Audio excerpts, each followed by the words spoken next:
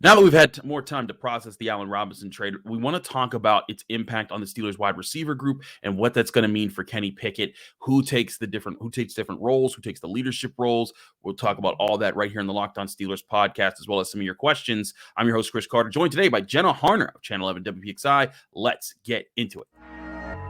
You are Locked On Steelers, your daily Pittsburgh Steelers podcast, part of the Locked On Podcast Network, your team every day.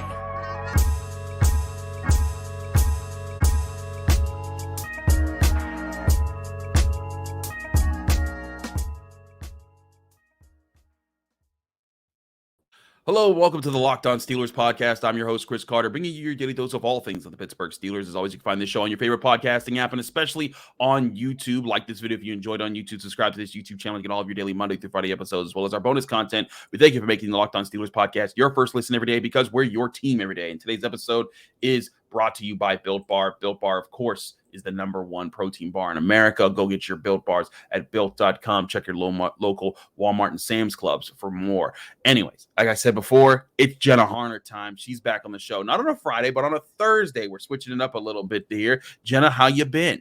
Chris, I've been great. I am so sorry I wasn't able to be here last week, craziness of everything, but I'm glad to be back. We're changing things up a little bit, switching to a Thursday. I'm here for it. The weekend is almost upon us. It's great.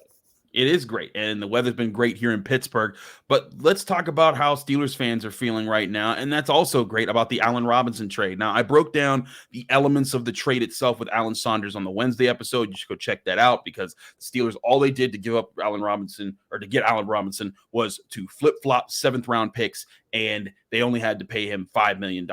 And I think, Jenna, no one is expecting Allen Robinson to come in here and be the Allen Robinson of old and be the top rush receiver on this team. They're expecting him to be a role player, to be a guy that fits in as the third option for Kenny Pickett out of the wide receivers, let alone Pat Freiermuth and Najee Harris. But as an extra receiver on the field who could kind of balance this room out, especially if Calvin Austin may take some more time to develop this year after he missed all of last season. And especially, too, with you mentioned him being kind of that veteran presence. He's still 29, so he's not crazily old by any means, especially in NFL terms. But we forget how young this offense is. You have a second-year quarterback, a third-year running back, third-year tight end.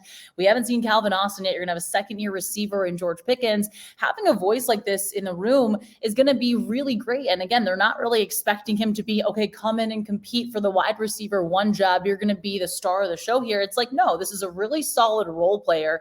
This is a guy who's had a lot of experience, and I think he can bring that to this room to kind of be a little bit of I don't want to say steadying the ship, but just a guy that is hey, I've been here, I'm done that, I'm reliable, I'm going to be able to be that guy for Kenny Pickett when he needs somebody, and we'll talk about positions and where we think he's going to fit, of course, but he's going to be able to just be another weapon. But I feel like it was also, and I'm sure you talked about this with Alan too, but it was incredibly low risk, high reward type move here.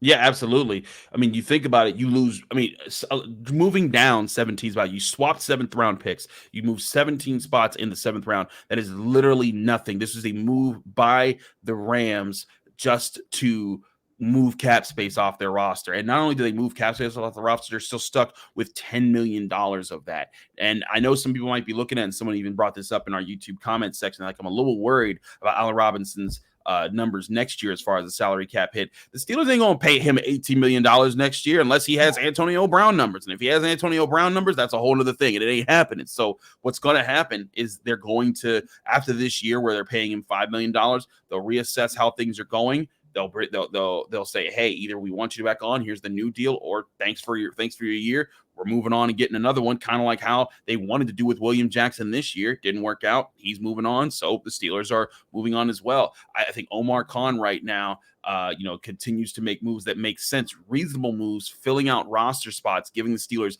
options at several different positions. We talked about Samalo. You brought back Larry Ogunjobi. They brought in linebackers. They brought in Patrick Peterson. And none of these contracts have been break the bank type of deals that ruin their salary cap or, endanger the potential to sign other guys whose contracts are coming up next season, like Alex Highsmith.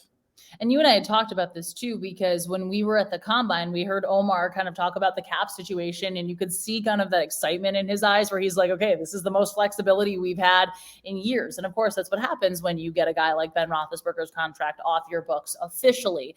But all the moves he's made, and obviously, yes, we're going to talk about Allen Robinson too, but all of the moves that Omar Khan has made up to this point, like you kind of said, feel like they're not putting a ton of money at, they're not throwing money at guys. It's not, hey, we're giving you this crazy, crazy, crazy deal. It's, hey, this is a really solid option. They're not like, putting too much in one place, and they're really kind of filling all of the holes that were a little apparent and were maybe some more glaringly than others, but they're filling holes on this team so they can do what they always like to do in the draft and go in and be able to draft the best position available and not have this whole glaring issue of need. And I think that, again, we'll talk about this too. I feel like we're saying we're going to talk about all these things because there are all these things to talk about. But the fact that now you address more receivers. You address whether you want to call it depth, whether you want to call it that third man. You address your receivers room, and it's not as much of an intense need. But you're getting a guy in Allen Robinson who has that veteran presence. And I think that is really going to do really well for a very young offense that's still going to be incredibly young coming into this season. Absolutely. I do think it's going to be an incredibly young offense, and you need a guy like that. And in fact, if you put an Allen Robinson there, he might be the old man in the offense. You think about all the offensive linemen are in their mid to early 20s. Kenny Pickett, mid-20s. Najee Harris, mid-20s. Jaylen Warren, early 20s. George Pickens. I have to look at that again to be sure, but I'm pretty sure he comes in. He might be the elder statesman of like the main guys who are going to be featured in the offense right now. When you look at the Steelers, and I think that that's part of his role here. We'll get to, like you said, we will get to his, how he fits into the Steelers roster as far as what position he plays in. But I think it's important to have a veteran guy on the roster who can kind of settle things down and be a steadying presence and just be a person who just does his job and can set the tone like that, because you don't necessarily need everyone to be a leader that's talking and leading the charge and getting people hyped up before the game. Some leaders are just by example, and I think that that's where Allen Robinson's going to be able to come in, be that, just do your job and be exciting. Like, don't just he's not going to be like the guy that just doesn't celebrate when he scores a touchdown or anything like that, but more so the guy that shows up to practice every day, does the work, and is showing guys other things that he's done to improve his game in the league. And I think that's pretty important when you look at guys who've been around the league and helping some of these younger guys develop those kind of careers.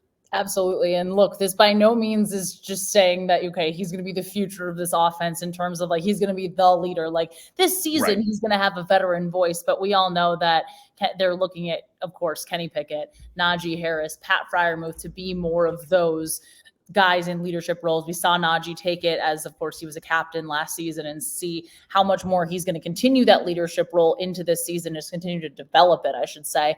But again, this is just a really solid voice in the room and a guy that is seemingly going to really be able to contribute here. It's not like you're just kind of bringing him in to say, oh, we need some more receivers. This isn't, in my opinion, at least, kind of like, wouldn't put him on the same level as like a Gunnar Olszewski or a Steve Sims. Like this is a guy that you can put into your rotation, into your, in the three, wherever you want to call it.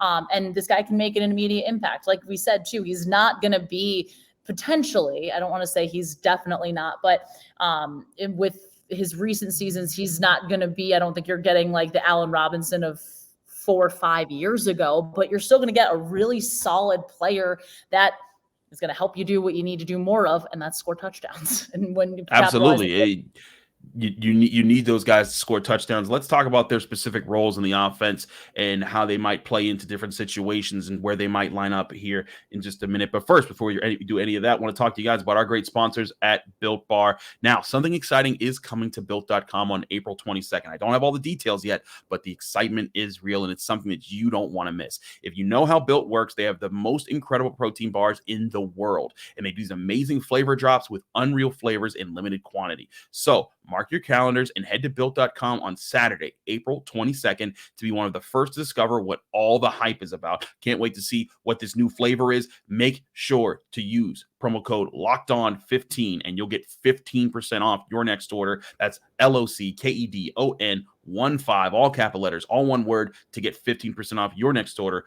of Built Bar at built.com.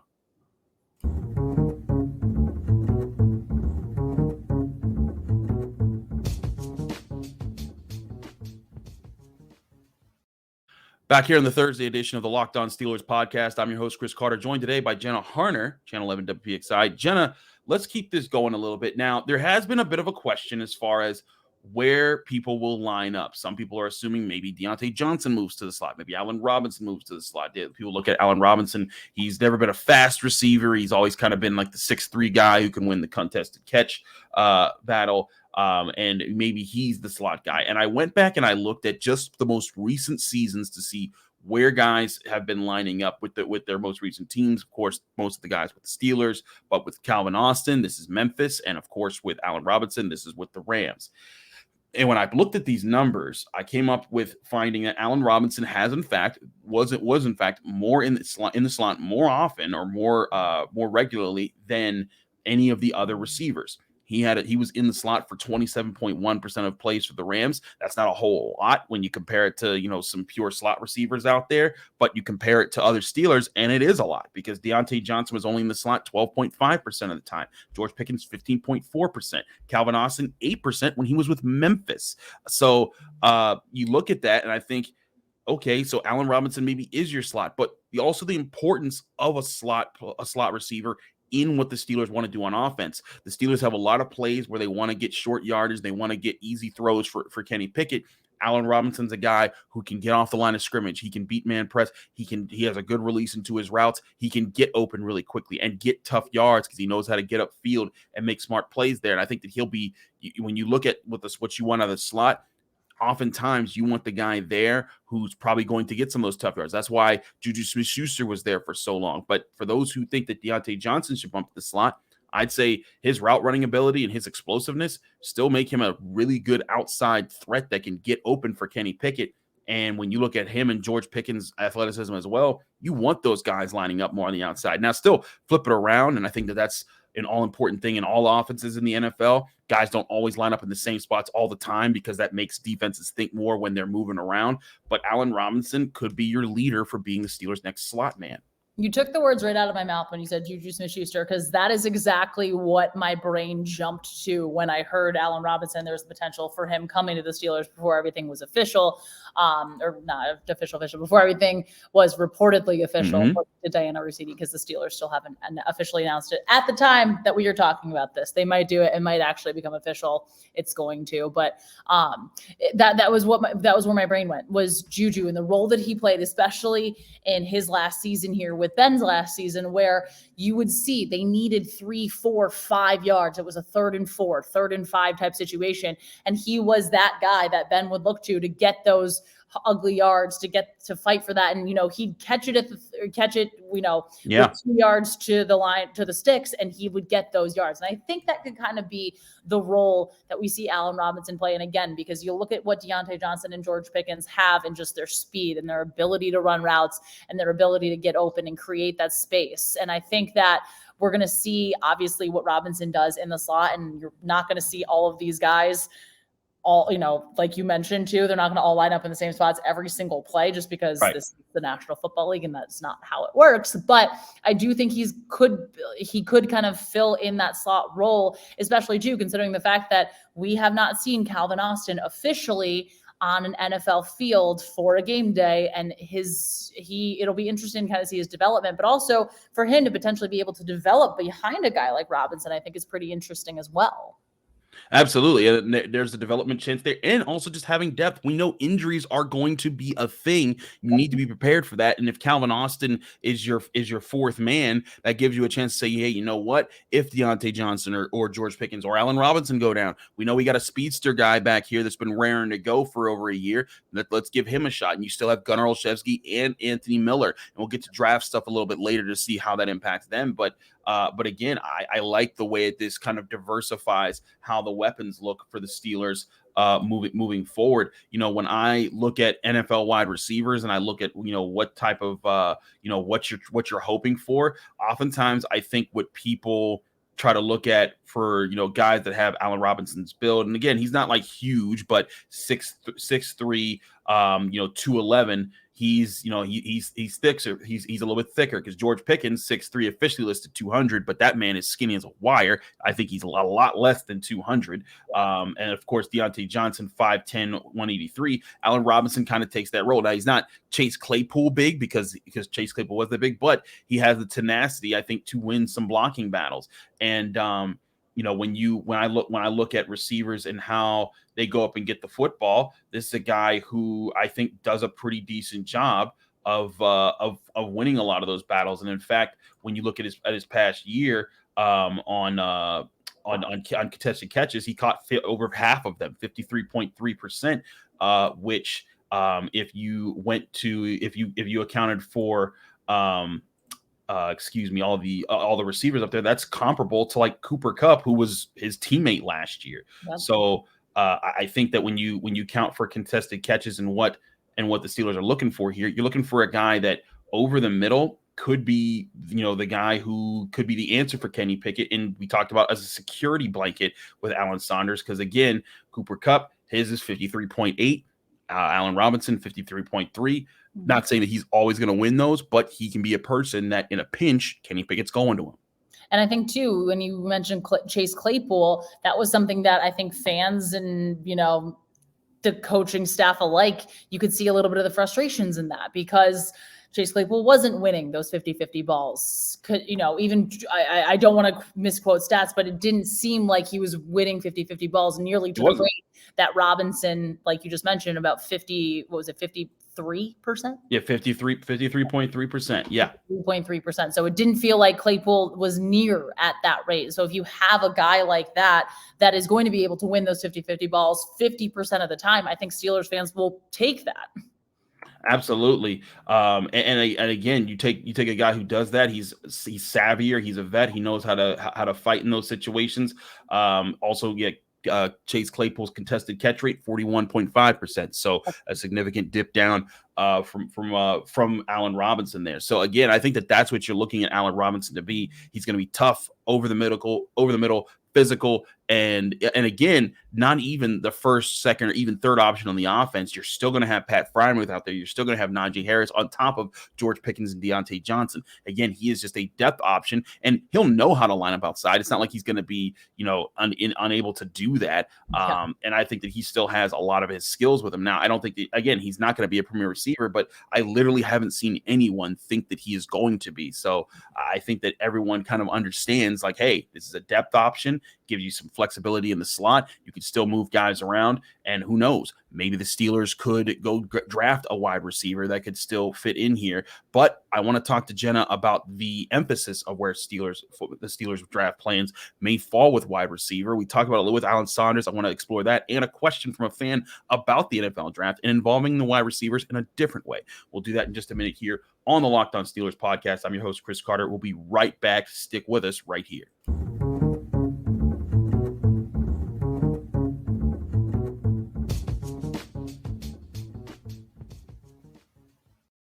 Back here on the Locked On Steelers podcast, I'm your host, Chris Carter, here with Jenna Harner of Channel 11 WPXI. Jenna, let's talk about a question that fans have been floating around for a bit. This is a question from our friend Nathan Glass out in Los Angeles. He gives us a lot of questions, but this is a question that he's not the only one to ask. I go to Nate because he was the first to ask me when it came out, and this was a rumor that was being put out there on the waves, but this is a trade rumor involving Diontae Johnson. Here's Nate's question.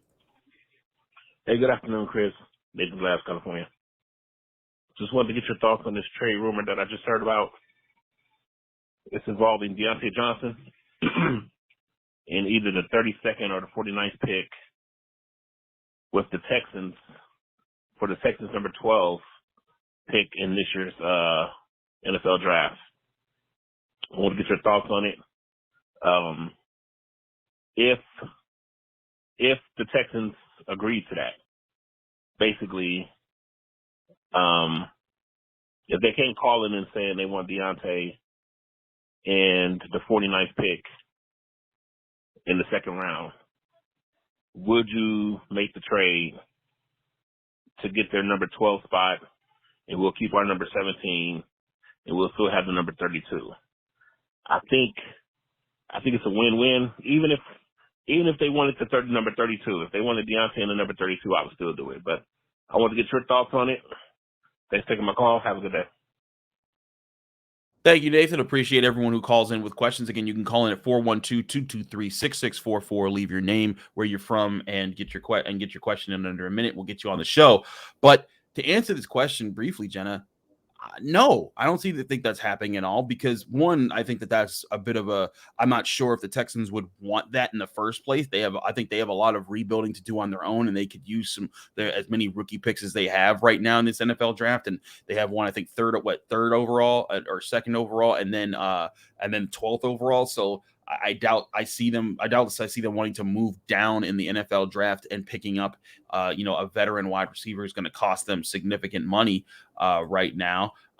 But especially also for the Steelers, I think that they'd have to get some serious compensation back for Diontae Johnson. This is a guy who took up 147 targets for the Steelers last year, and is going to be your primary receiving option for Kenny Pickett, who's going to be used to next year. You want things to be a little bit familiar with Kenny Pickett. No other player was targeted even 100 times last year. So when you look at that, I just don't see any reason for Diontae Johnson to be sent out the door. I know some fans don't like him because he has drops and sometimes he runs backwards and it drives people crazy, but at the end of the day, the guy is still a legitimate number one wide receiver. He gets open a lot, and I think next year with an experienced Kenny Pickett, you're going to see his numbers take a good jump up. No, absolutely. And I don't think that this trade or anything just unfortunately isn't going to come to fruition. And, who knows? We could be incredibly wrong on draft day, but just from everything that we've been seeing and everything I'm hearing, I just don't think there's a lot of validity to that rumor.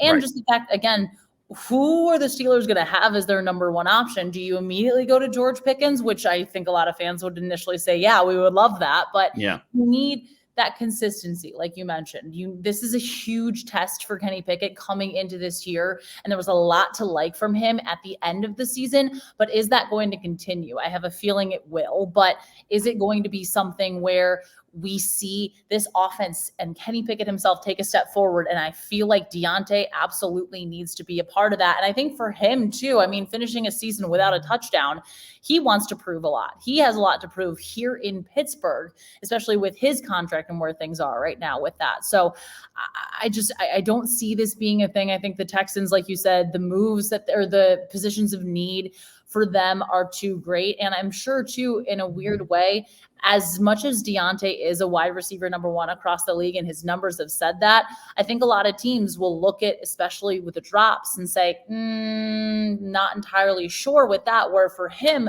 this is another really solid chance for him to prove himself this year.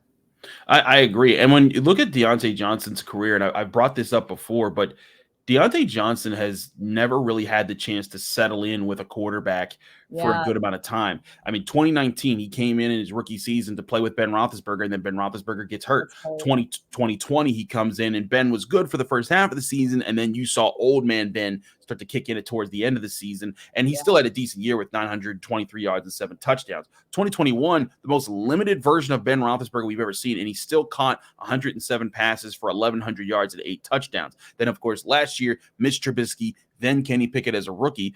He hasn't had an ideal situation, and I've talked about this with other Steelers beat writers as well. If Diontae Johnson came in prime Ben era, he might be with, the Emmanuel Sanderses, the Mike Wallaces, I wouldn't say Antonio Brown, but he'd be up there as a respected wide receiver, and probably have a lot better numbers if he was with a veteran quarterback who was used to the NFL and in an offense that he was fully in control of. And I think that Kenny Pickett's not going to be that next year, but he's going to be considerably better than last year. And that's where I think, trading away Diontae Johnson is a mistake when you still need a guy like that on your roster. Yes. And you could still draft a wide receiver, but I think with Allen Robinson, some people might say, signing Allen Robinson means you can trade Diontae Johnson. No, as we said, Allen Robinson's a number 3. That's where you want him in your offense. Diontae Johnson's still a number 1. He's in his prime. He still has that athleticism.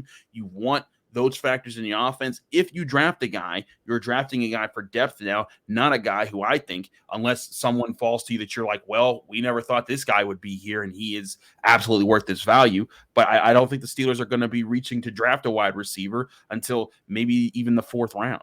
Sorry to shut all Pitt fans' dreams and hopes of the Jordan Addison, Kenny Pickett reunion here in Pittsburgh. But yeah, I think this move with Robinson too just signals that as well, that again, they addressed a position of need. Lots of people leading up to this trade were talking about what's going to happen in the slot. Is Calvin Austin going to be able to step right in? And now you have a guy that can, in theory, step there in Allen Robinson. And again, you're looking more for depth now. Yes, if somebody falls to them, that's way too good to think that they could have possibly gotten, then maybe there's a conversation there. But I think this is giving us a lot of insight into where Omar Khan and company, I know Andy Weidel is involved in that conversation as well, where they're looking to target things in the draft. And I think this takes receiver out of it unless, again, somebody's just like, hey, we cannot pass this guy up. We had no idea he was going to fall to us. We never thought in a million years.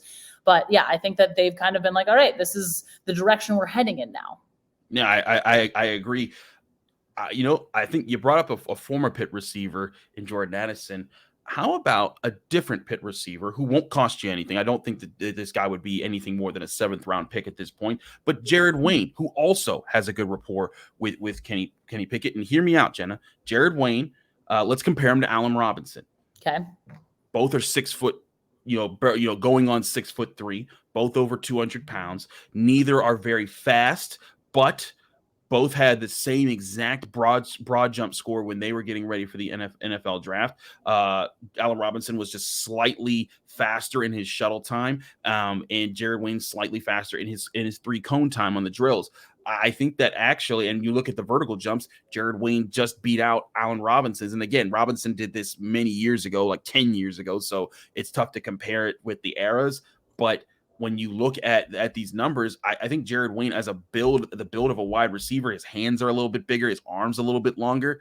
I think he could be an option that you take at wide receiver if you want to just say, hey, all 5 of our picks, first, 2 in the second, 1 in the third, 1 in the fourth, those are going to go to all these other positions. We can still get a wide receiver. I think Jared Wayne, if you want to get that guy who's used to Kenny Pickett, and Jared Wayne was working with Jordan, and he became Jordan Addison's number 2 wide receiver with Kenny Pickett when Taysir Mack got hurt in the 2021 season.